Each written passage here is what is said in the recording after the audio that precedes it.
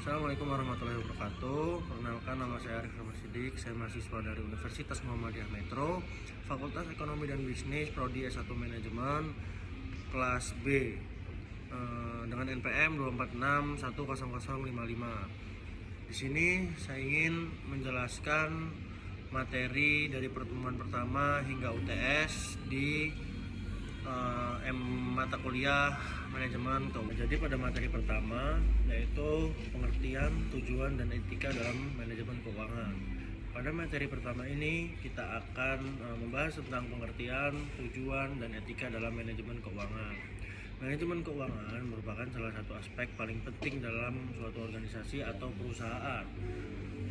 Suatu organisasi atau perusahaan ini, kenapa? Karena seluruh kegiatan bisnis pada dasarnya membutuhkan dana. Tanpa pengelolaan uang yang baik, perusahaan akan tetap kesulitan mengontrol arus kas, membuat perencanaan, serta mengambil keputusan strategis untuk berkelangsungan usaha. Secara sederhana, manajemen keuangan adalah proses pengelolaan, merencanakan, mengendalikan, dan memanfaatkan sumber daya keuangan secara efektif dan efisien agar tujuan perusahaan dapat tercapai. Artinya, setiap rupiah yang dikeluarkan harus memiliki peran dan manfaat terhadap pencapaian target perusahaan. Menurut J.F. Brandley, manajemen keuangan merupakan bagian dari manajemen bisnis yang berfokus pada aktivitas pengelolaan sumber daya keuangan secara hati-hati. Menurut J.F. Brandley, manajemen keuangan merupakan bagian dari manajemen bisnis yang berfokus pada aktivitas pengelolaan sumber daya keuangan secara hati-hati, sehingga setiap pengeluarannya sesuai dengan tujuan perusahaannya. Sedangkan menurut Joseph Messi berpendapat bahwa manajemen keuangan adalah metode pengelolaan sumber daya yang efektif untuk mencapai hasil yang efisien. Dari dua pendapat tersebut dapat disimpulkan bahwa manajemen keuangan ini menekankan pada pengelolaan dana secara cermat, terencana, dan bertanggung jawab. Dari sisi etika, manajemen keuangan tidak hanya berbicara soal keuntungan, tetapi juga soal tanggung jawab moral dan menggunakan uang. Uang adalah sumber daya yang harus dijaga, bukan disalahgunakan. Seorang manajer keuangan dituntut untuk berpikir rasional, objektif, dan jujur dalam setiap keputusan agar keuntungan yang diperoleh tidak bertentangan dengan prinsip keadilan dan etika bisnis. Kita menjelaskan tujuan utama manajemen keuangan.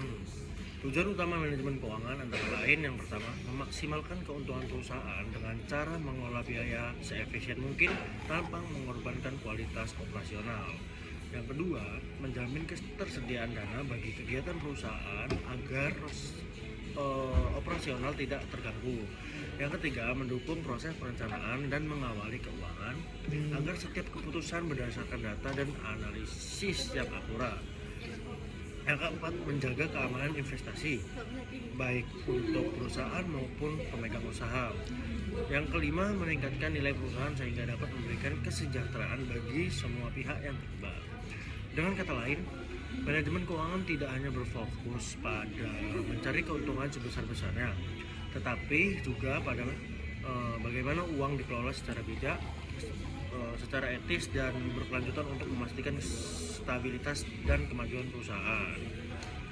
Selanjutnya, materi kedua, fungsi dan prinsip dalam manajemen keuangan. Selanjutnya, pada materi kedua ini kita akan membahas tentang fungsi dan prinsip dasar dalam manajemen keuangan.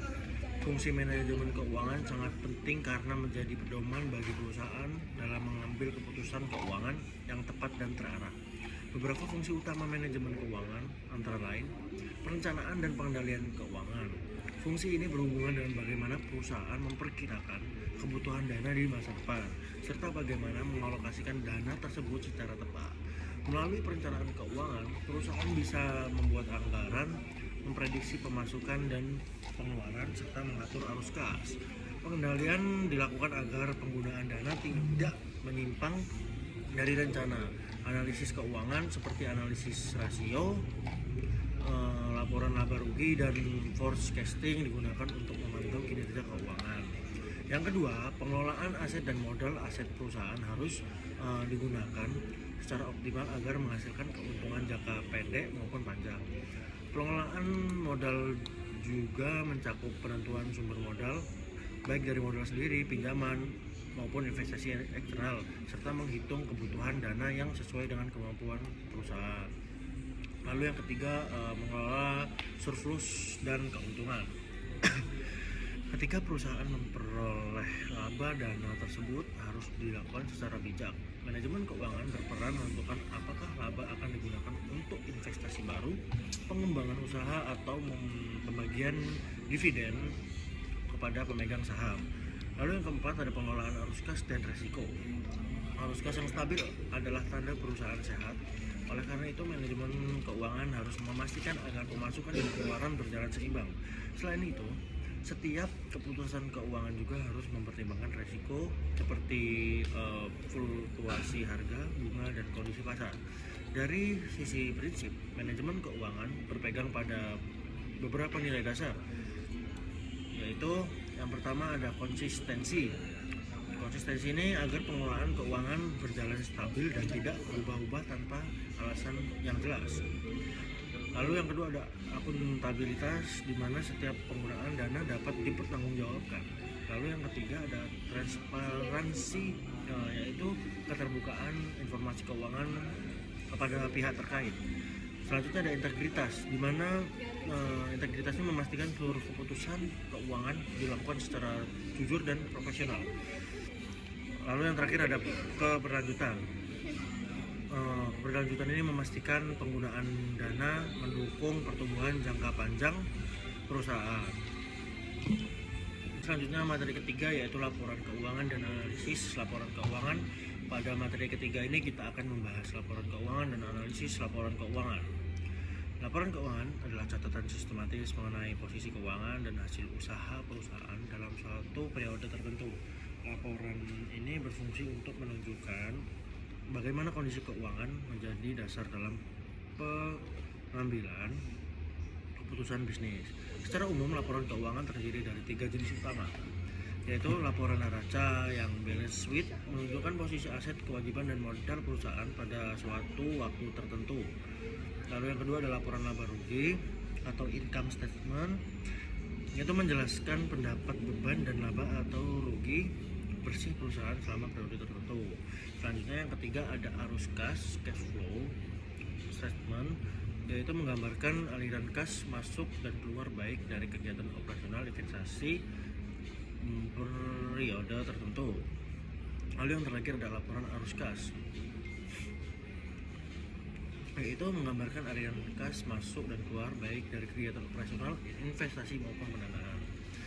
Selain itu pula ada catatan atas laporan keuangan yang memberikan penjelasan tambahan agar informasi lebih jelas dan transparan. Analisis laporan keuangan dilakukan untuk menilai kinerja dan kondisi keuangan perusahaan. Melalui analisis ini, manajer dapat mengetahui apakah kemajuan, stagnasi, dan penurunan. Analisis juga membantu pihak luar seperti investor, kreditor, dan pemegang saham dalam menilai potensi keuntungan dan risiko investasi. Dengan demikian, laporan keuangan bukan hanya sekedar kumpulan angka, melainkan alat penting untuk mengevaluasi efektivitas dan efisiensi perusahaan dalam mengelola dana. Materi yang keempat yaitu materi akhir, di mana pada materi keempat ini analisis rasio keuangan dan konsep nilai waktu uang itu membahas dua konsep penting, yaitu analisis rasio keuangan dan nilai waktu uang. Yang pertama ada analisis rasio keuangan. Analisis rasio keuangan dilakukan dengan membandingkan angka-angka dari laporan keuangan untuk menilai kinerja dan kesehatan finansial perusahaan. Beberapa jenis rasio yang umum digunakan antara lain: yang pertama, rasio likuiditas atau mengukur kemampuan perusahaan memenuhi kewajiban jangka pendek. Yang kedua ada rasio solvabilitas, yaitu menggunakan kemampuan perusahaan melunasi kewajiban jangka panjang. Lalu selanjutnya ada rasio aktivitas, di mana menunjukkan beberapa efisien perusahaan memanfaatkan asetnya untuk menghasilkan pendapatan. Lalu ada rasio profitabilitas, yaitu mengukur kemampuan perusahaan menghasilkan laba dan dari aktivitas usahanya. Lalu selanjutnya ada rasio leverage keuangan, menunjukkan seberapa besar perusahaan tergantung pada utang untuk membiayai asetnya. Melalui analisis rasio, manajemen dapat mengetahui apakah posisi keuangan perusahaan ini berada dalam kondisi sehat atau perlu perbaikan. Yang kedua, ada konsep nilai waktu uang atau time value of money. Konsep ini menjelaskan bahwa nilai uang saat ini lebih berharga dibandingkan nilai uang di masa depan. Karena uang yang dimiliki sekarang dapat diinvestasikan untuk menghasilkan keuntungan. Misalnya menerima 1 juta hari ini lebih menguntungkan daripada menerima jumlah yang sama setahun kemudian, sebab uang tersebut bisa dikembangkan melalui bunga atau investasi. Dari konsep ini lahir beberapa perhitungan penting seperti present value atau nilai sekarang, menghitung nilai uang yang akan diterima di masa depan dalam nilai saat ini. Yang kedua ada future value atau nilai yang akan datang, menghitung beberapa nilai uang sekarang di masa mendatang setelah memperoleh bunga atau keuntungan. Lalu yang ketiga ada anuitas atau perhitungan pembayaran setelah memperoleh bunga atau keuntungan. Selanjutnya pemahaman terhadap nilai waktu uang itu membantu manajemen keuangan dalam mengambil keputusan investasi, pembiayaan maupun perencanaan jangka panjang dengan risiko mempertimbangkan waktu, risiko, dan potensi keuangan. Nah, sekian tadi penjelasan dari mata kuliah manajemen keuangan, menjelaskan materi yang awal hingga UTS ini, dan ini adalah tugas UTS saya. Terima kasih, saya akhiri billahi taufiq wal hidayah. Wassalamualaikum warahmatullahi wabarakatuh.